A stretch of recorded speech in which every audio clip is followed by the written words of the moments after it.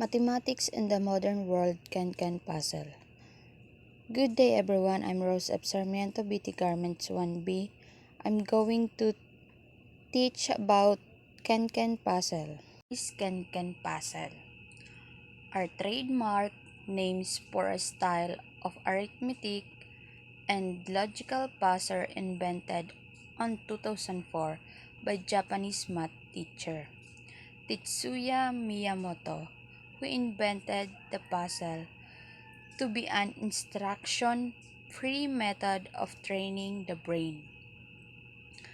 The name derives from Japanese word for cleverness. We have example here. Rule number 1, use particular numbers 1, 2, and 3, either on the top, besides, or the bottom. So you can look the possibility and helps them visualize the possibility relationship between the numbers.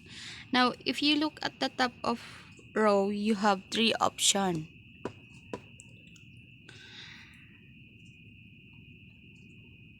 3 choices and all 3 digits have to go in the top with no longer overlap.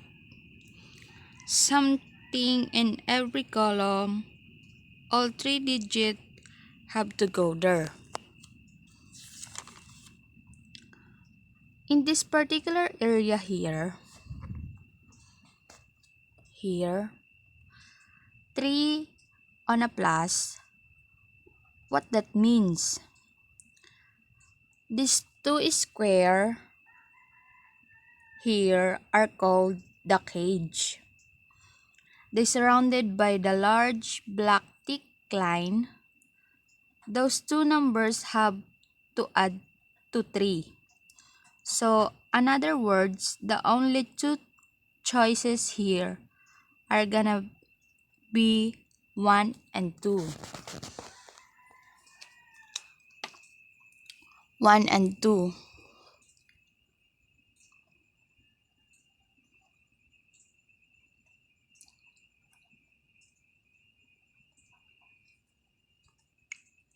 Unfortunately, at this point, we don't know where they go.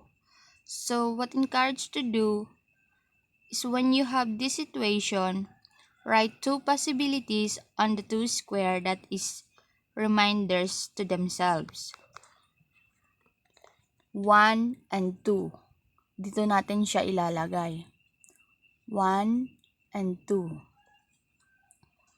Para reminders kung alin ba dyan yung 1 at saka 2. Kung sa taas ba yung 1 o sa baba ba yung 2 o sa baba ba yung 1.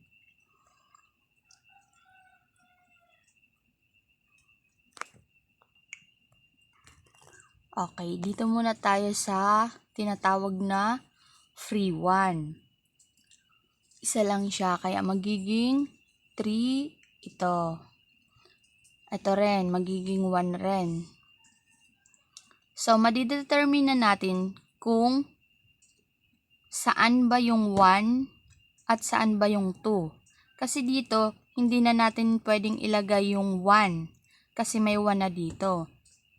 So, this is 2 and 1. Alisin na natin to kasi reminders lang yon. Yan. Dito naman tayo sa baba. Ang ilalagay natin dito ay 2 tsaka 1. Kasi 2 plus 1 equals 3. Hindi natin alam kung saan ba natin ilalagay yung 2 at saka 1. Kaya ganyan muna siya. Dito naman sa taas, 8 plus. 8 plus yung possibility na nasagot dyan ay 3 plus 3 plus 2. Titingnan natin.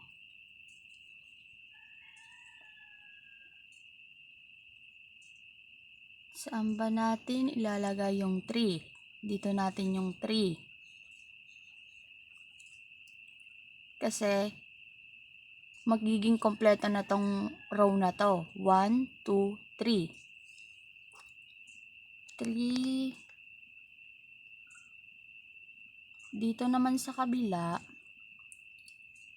ang ilalagay naman natin ay 3 din dito.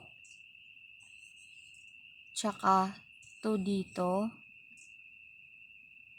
Dito sa baba,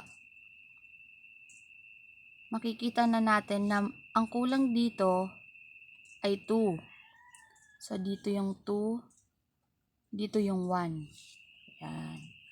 Lahat na sila may 1, 2, 3, 1, 2, 3, 1, 2, 3. Dapat walang magkakaparehas sa kada row na yan. That's all. Thank you.